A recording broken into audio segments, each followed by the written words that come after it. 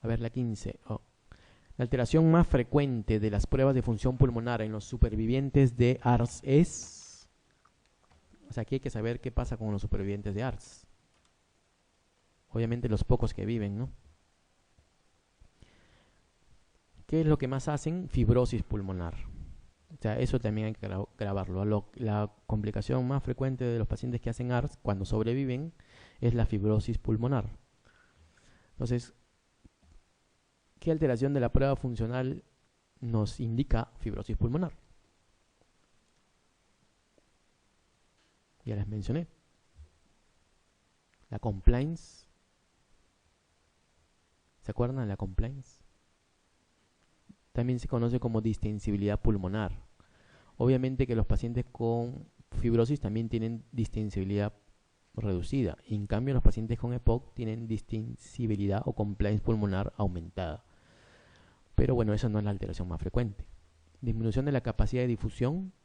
Sí, obviamente, ya les decía, mientras menos difusión, quiere decir que hay más fibrosis y esta membrana alveolo capilar está más engrosada. Aumento de la resistencia a la vía aérea tiene que ver más con problemas obstructivos. Hipertensión pulmonar, bueno, no, esa es una complicación, digamos, tardía de estas enfermedades pulmonares crónicas. Y disminución de la capacidad pulmonar total, bueno, sí, pero no es la alteración más frecuente. Se puede dar, y eso se mide con pletismografía, pero no es la alteración más frecuente. La alteración más frecuente es la disminución del test de DLCO o de capacidad de difusión de monóxido de carbono. ¿Sí? O sea, todo problema restrictivo, fibrosis en la cabeza, test de difusión de DLCO.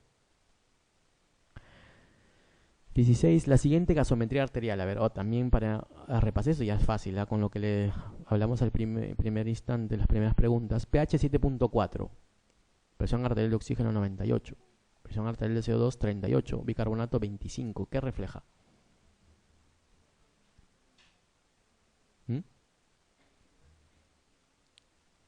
¿Refleja algo? El pH normal es, otra vez, 7.35 a 7.45. Ya, hasta ahí está normal. La presión arterial de oxígeno de 80 a 100. La presión arterial de CO2 de 35 a 45. El bicarbonato de 22 a 26. Está normal, ¿no? Valores normales. Exacto. Está normal. Y así les preguntan, miren, esas preguntitas así sencillas, ¿eh? En 17, en el asma persistente leve, acuérdense de lo que les mencioné de los tipos de asma o los grados de asma. ¿Cuáles de los siguientes esquemas terapéuticos puede considerarse de elección? Salmeterol a demanda.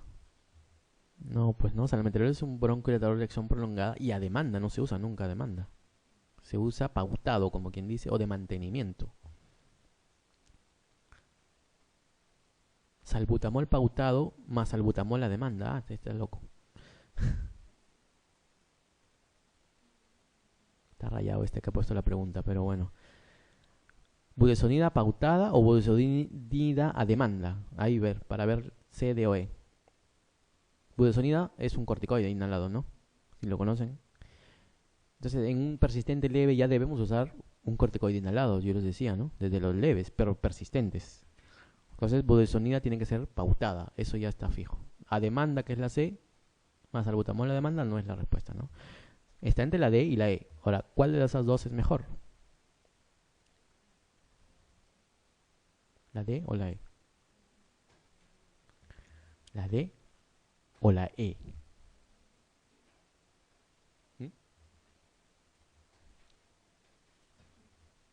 Hay muchos médicos que hacen la E, ¿eh?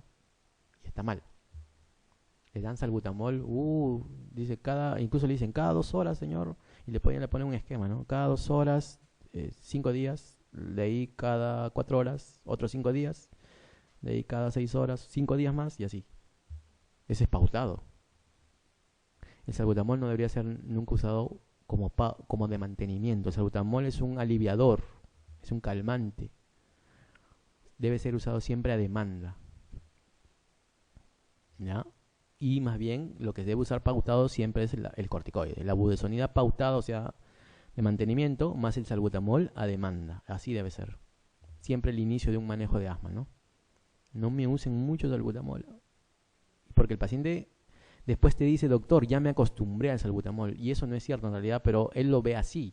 Porque como usa puro salbutamol, se alivia un ratito, a la media hora ya está peor.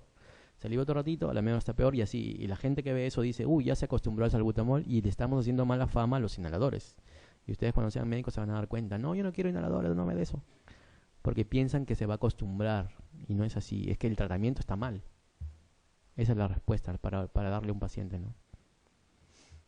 O si no le dicen vaya al neumólogo. Bueno, 18.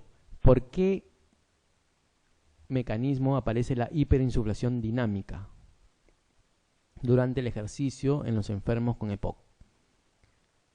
¿Qué es hiperinsuflación dinámica? ¿Y qué es hiperinsuflación estática? Más o menos el nombre te dice algo, ¿no? Hiperinsuflación. Está insuflado el pulmón lleno de aire y hiper quiere decir gran cantidad de aire. Dinámica quiere decir que es aire al ejercicio. O son medidas, o digamos, de atrapamiento de aire, pero cuando uno está, digamos, haciendo movimientos respiratorios, digamos, ¿no? O esfuerzos respiratorios en este caso. Y en pacientes en ejercicio se da esta hiperinsuflación dinámica. ¿Pero por qué mecanismo aparece? Dice acá. Por alteraciones de la relación ventilación-perfusión, por vaciado incompleto de unidades alveolares a causa del aumento de la frecuencia respiratoria, por vaciado incompleto de las unidades alveolares a causa de una disminución en la orden respiratoria. ¿El EPOC tiene alteración en el nivel central? No, no es así.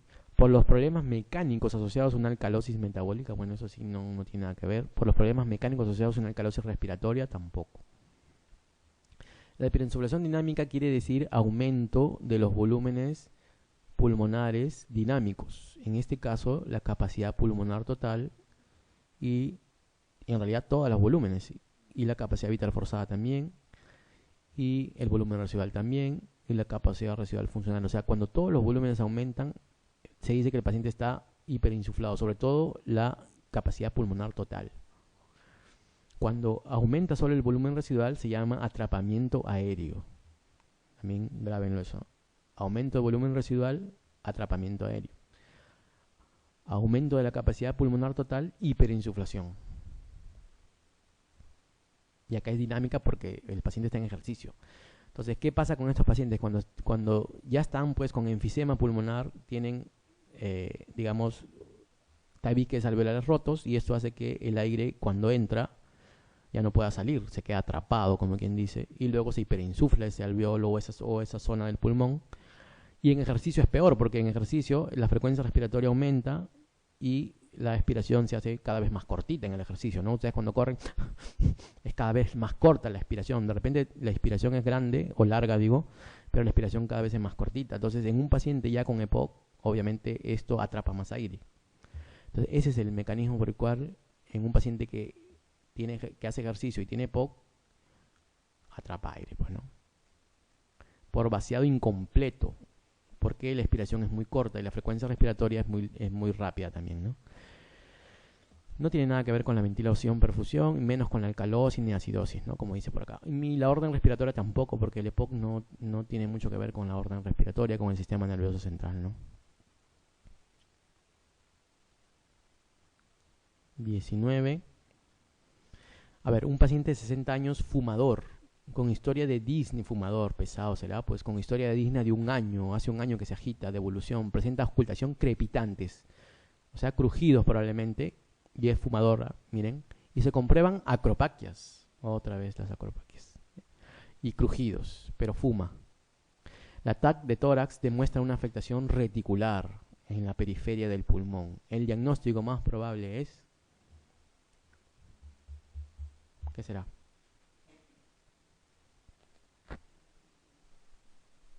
Es fumador. ¿El cigarro da fibrosis pulmonar? A ver, una pregunta suelta. ¿O qué da el cigarro? ¿Cuál es el cigarro? ¿Es factor de riesgo para qué? Para EPOC. Hay fibrosis que sí puede dar el cigarro, ¿eh? Pero son estas fibrosis, esas neumonías intersticiales idiopáticas. Hay dos tipos de neumonías intersticiales idiopáticas que están relacionadas con el cigarro y que dan fibrosis, obviamente. Pero no es lo común, digamos, ¿no? Lo común es que el fumador, pesado, de EPOC o haga EPOC. Pero acá lo que nos ayuda al diagnóstico es la ocultación de crepitantes, ¿no? En un EPOC más bien encontramos roncantes y bilantes. Y acropaquia, que nos indica que hay una hipoxemia crónica, y en la TAC, pues que nos demuestra que hay patrón reticular, o sea, un patrón intersticial, pues, ¿no? Entonces el diagnóstico más probable es eso, fibrosis pulmonar idiopática. Mira, la neumonía intersticial no específica es un tipo de estas neumonías intersticiales idiopáticas que les decía, igual que la neumonía organizada criptogénica. Neumonitis de hipersensibilidad tiene que ver con criadores digamos, de palomas, de aves, o pacientes que trabajan en chacras con animales también, o con moho enmohecido, que hacen estas neumonitis de hipersensibilidad, que son cuadros parecidos al asma también, ¿no? Y las neumonías eosinofílicas crónicas, bueno, son cuadros característicos por aumento de los eosinófilos a nivel del alveolo y producen esta condensación crónica, pues, ¿no? Pero que no tiene nada que ver con este paciente. A ver, la 20. A un paciente obeso y roncador intenso, sin somnolencia diurna, o sea que no se duerme en el día, pero es roncador intenso, es obeso, con antecedentes de insuficiencia cardíaca, se le practica una polisomnografía, que es lo que hace diagnóstico de apnea del sueño, después de haber detectado su pareja pausas respiratorias durante el sueño, ¿no? O sea que medio que no respiraba. El registro muestra un índice de apnea-hipognia de 4 por hora, a expensas de apneas obstructivas. Una saturación de oxígeno media durante el sueño de 94 y una saturación de oxígeno mínima de 86. El diagnóstico más probable es síndrome de apnea, hipognia o no. Acá lo único que hay que conocer dentro de todo lo que nos manda acá es cuándo se hace el diagnóstico de apnea, síndrome de apnea del sueño. Justamente se hace, y esto es ya teórico y tienen que aprenderlo, cuando este índice de apnea-hipognia es mayor de 5 por hora. Si tienes un índice de apnea-hipognia mayor de 5 por hora y tienes una clínica compatible quiere decir que el paciente es un obeso, roncador como este, pero que se duerme en el día, y eso es lo que caracteriza el síndrome de apnea-hipognia del sueño, ¿eh? Que el paciente obeso como no duerme bien en la noche, porque se despierta, o sin que él se dé cuenta, se despierta, por justamente estos periodos de apnea, en el día, apenas se sienta, se duerme, así como algunos que veo por acá, a pesar de no ser gorditos. Entonces, el paciente de síndrome de apnea del sueño, cuando se sienta, en el día, se duerme, donde se queda sentado, se duerme. ¿Por qué? Porque en la noche no duerme bien, tiene despertares en la noche, justamente por estos periodos de apnea o de hipognia que tiene el paciente. Cuando se hace la polisomnografía y tenemos más de 5, ahí podemos diagnosticar un síndrome de apnea del sueño. ¿Ya? Bueno, apnea tiene que ver con dejar de respirar más de 10 segundos y disminución del flujo de aire mayor del 90%. Y hipognia tiene que ver con disminución de flujo entre el 50 y el 90% nada más. O sea, es menos que la apnea, pues, ¿no? O sea, cuando encontramos estos dos signos o parámetros, digamos, más de 5 por hora en la noche, podemos diagnosticar síndrome de apnea del sueño. Y la gravedad se da justamente por este índice. Cuando es más de 5, pero menos de 20 es leve. Cuando es más de 20 hasta 50, moderado, y más de 50 ya severo. El síndrome de apnea del sueño, ¿no?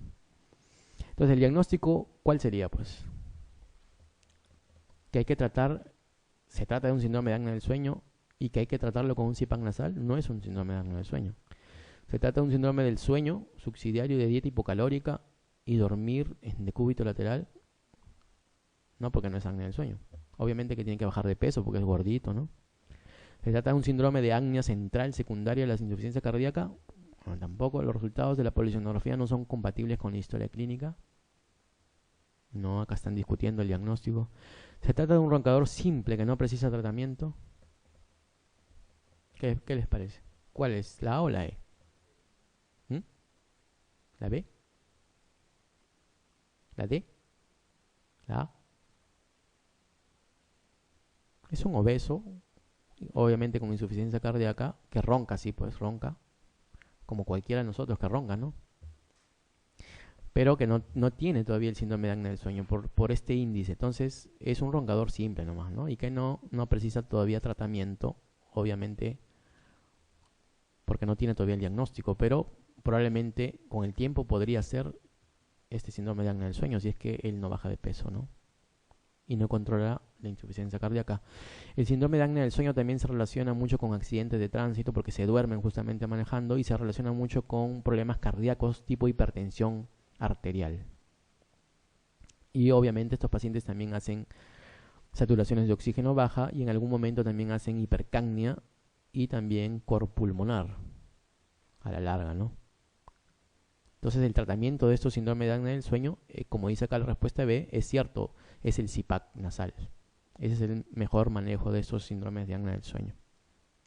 Y también bajar de peso y medidas dietéticas. Bueno, vamos a la 21. El hallazgo más frecuente en la radiografía de tórax en un paciente con asma. Ya esto sí lo pueden responder, ¿eh? Es fácil, ¿eh? Es que sea normal.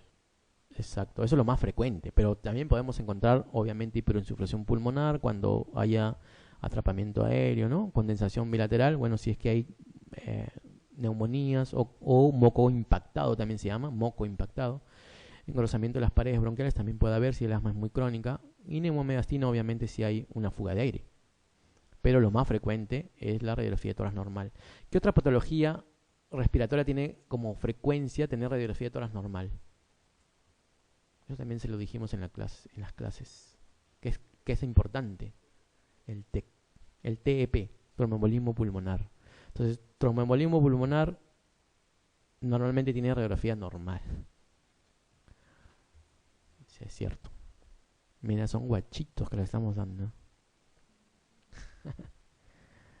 A ver, la 22. Un paciente de 43 años acude a urgencias por disnea, tos y fiebre de una semana de evolución. Y en la radiografía de tórax presenta una cavidad de paredes lisas en el lóbulo superior derecho, o sea, en el ápice, se dice acá, ¿no? Rodeado por áreas de condensación alveolar. ¿Cuál es la conducta inicial más correcta? Es un paciente, bueno, varón, no dice varón, ¿no? Bueno, 43 años, que viene con disnea, tos y fiebre de una semana y en la radiografía hay una cavidad, pero de paredes lisas, ¿eh? Miren, eso es lo que diferencia de otras patologías. Paredes lisas y que ocupa el lóbulo superior. Y además condensación alrededor, ¿no? ¿En qué sospecharían? ¿En un acceso? ¿En una TB? ¿En un neumatocele? Ahí está la diferencia. Neumatocele, por ejemplo, también es una cavidad así, pero de paredes muy delgaditas, que también se producen neumonías, pero generalmente se ve más en niños, o en neumonías necrotizantes, por estafilococo, por pseudomonas. Pero son paredes muy delgadas, casi finas, muy finitas. No, acá lo que nos dice lisos, nos dice por diferenciarlo de un acceso o de una neoplasia también, que tiene paredes, por ejemplo, el acceso tiene paredes más gruesas,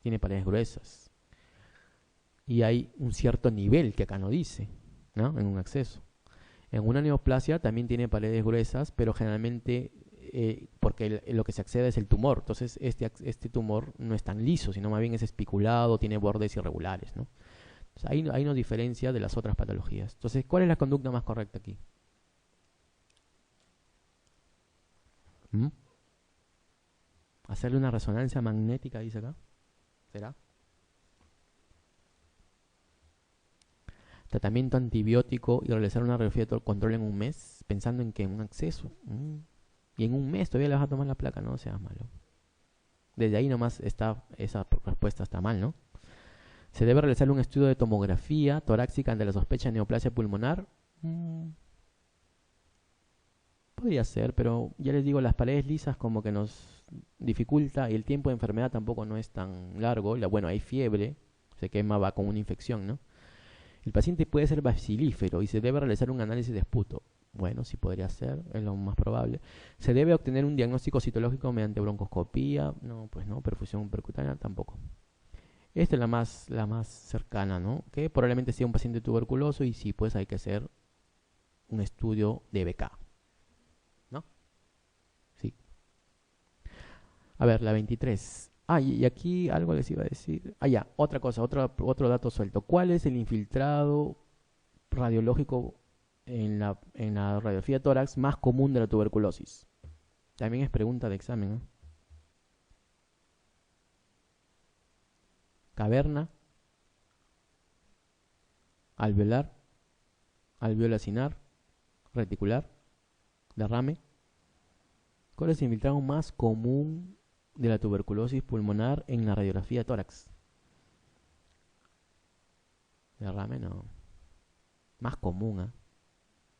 También hay TBCs pleurales, pero no son. Eso es la TBC extrapulmonar, pero no es una de las más comunes, sí, como extrapulmonar, pero no como en general, ¿no? O sea, han visto placas de tuberculosis, ¿no? ¿No ven como unos puntitos así, como si fuera un moteado? Eso es el infiltrado alveolo acinar. Es otro guachito. Infiltrado alveolo acinar es el infiltrado pulmonar que se ve en la radiografía de tórax de los pacientes con tuberculosis en más frecuencia, ¿no? Infiltrado alveolo acinar. No es la caverna tampoco. ¿Sí? Ya. A ver, 23. En un paciente de 58 años de edad, no fumador, como ustedes, con disnea y tos, es enviado al neumólogo. La historia clínica revela catarros invernales prolongados. ¿Este de catarros invernales prolongados existe? O sea, resfrío prolongado. No existe el resfrío prolongado. Es rinorrea. Rinorrea persistente, ¿no? Con tos y expectoración, dice. Bueno, ya. Desde hace 10 años. O sea, desde los 48 años. La situación funcional ha sido muy buena hasta que hace unos 6 meses, en este periodo ha aparecido disnea progresiva. O sea, ya se agita. Y que en la actualidad es de pequeños esfuerzos. Bueno, algo está pasando. La tos es improductiva, o sea, es una tos seca. En la exploración se aprecian cianosis central, o sea, de los dedos, acropaquias, o sea que es algo medio crónico ya, disminución de la movilidad respiratoria, sibilancias expiratorias y prolongación del tiempo expiratorio. Mucha que esta pregunta es larga. En la misma consulta se realiza una espirometría que muestra los siguientes resultados. Capacidad vital 40% del teórico, o sea, baja.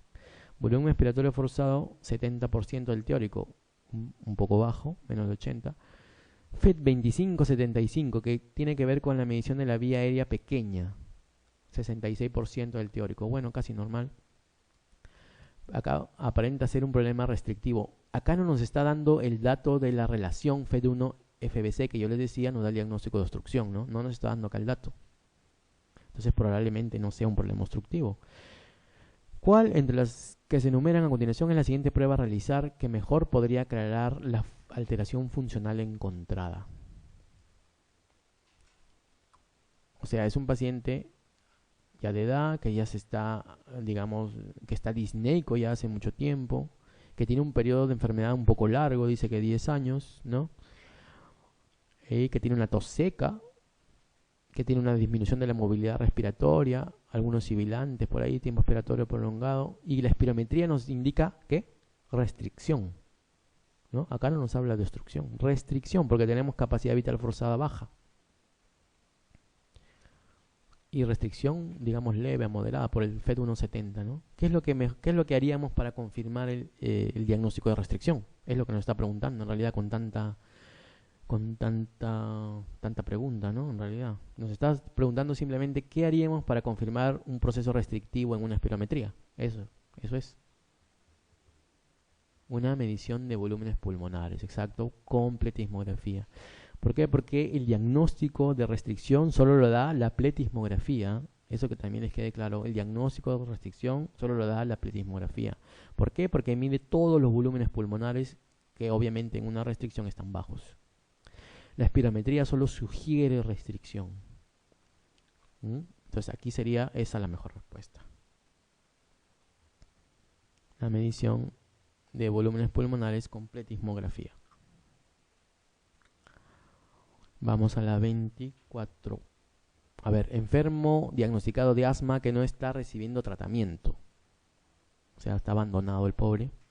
La historia clínica refiere episodios de disnea sibilante, o sea, se agita y le sirve el pecho en 4 ocasiones en el curso de una semana, ¿no? O sea, varias veces al día.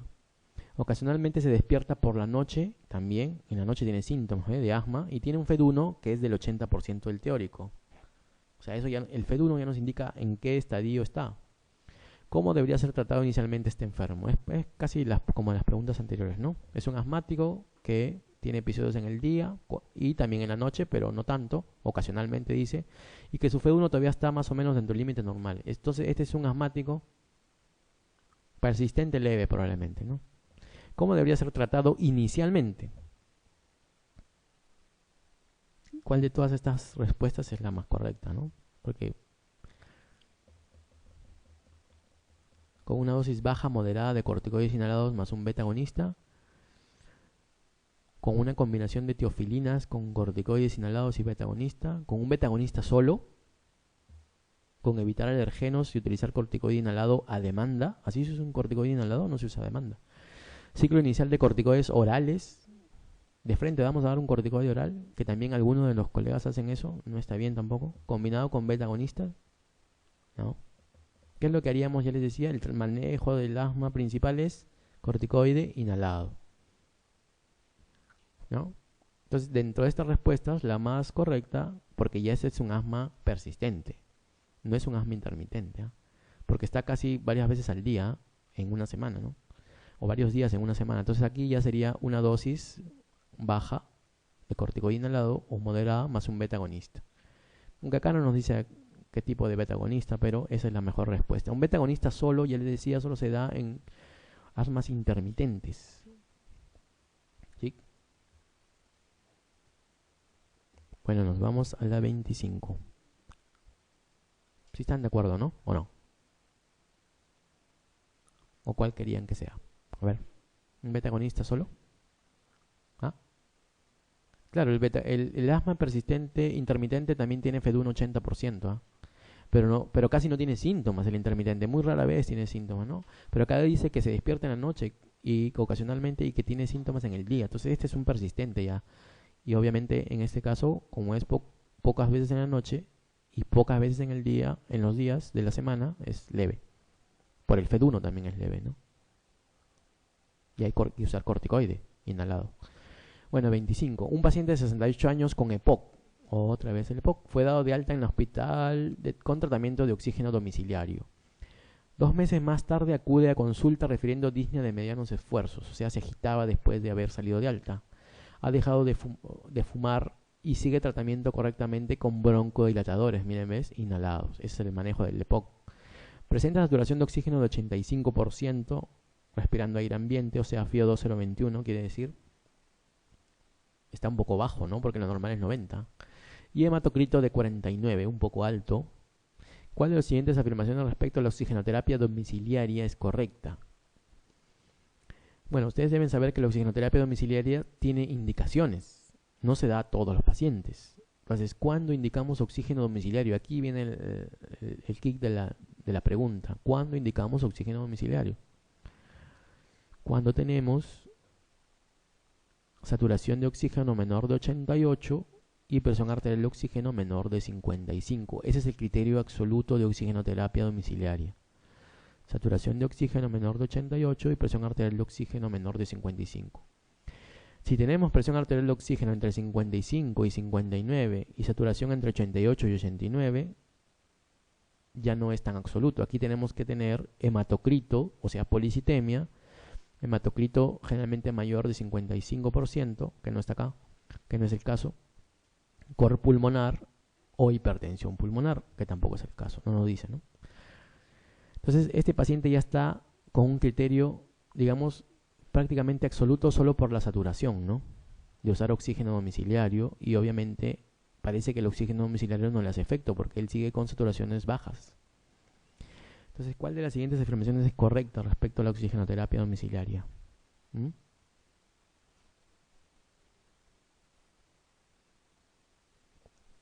¿Debe interrumpirse por tener hematocrito normal? No está normal el hematocrito, ¿no? Debe continuar, pero no más de 12 horas al día. Ya les decía, les dije anteriormente, se ha visto que la supervivencia aumenta en esos pacientes con eh, dosis, digamos, prolongadas de oxígeno durante el día, horas prolongadas, ¿no? Mayor de 15 a 18 horas al día se ha visto que aumenta la supervivencia en estos pacientes con EPOC. Entonces, menos de 12 horas no, pues no. Debe administrarse mediante gafas nasales con flujo de al menos 10 litros por minuto. Uy, no sean malos, ¿no? Normalmente usamos concentraciones bajas de oxígeno en estos pacientes con EPOC, ¿no? De 2 a 3 litros. Porque si no, empiezan a retener CO2 y esto altera el estímulo respiratorio que esos pacientes tienen. Debe mantenerse a largo plazo, pues se ha demostrado que alarga la supervivencia en pacientes como este. ¿Cierto? Sí, es cierto. Vamos a ver si es la respuesta. Debe mantenerse mientras el paciente permanezca sintomático. Pero sí, también es cierto, ¿no? Pero ¿cuál de las siguientes afirmaciones al respecto dice acá es la más correcta? Bueno, no dice la más, pero es la correcta, digamos, ¿no? De todas, ¿cuál creen que es? La D. Debe mantenerse a largo plazo, eso, pues se ha demostrado que alarga la supervivencia en pacientes como este. O sea, que tienen oxígenos, saturaciones de oxígeno bajo y hematocritos que ya están elevándose, ¿no? Hace la policitemia.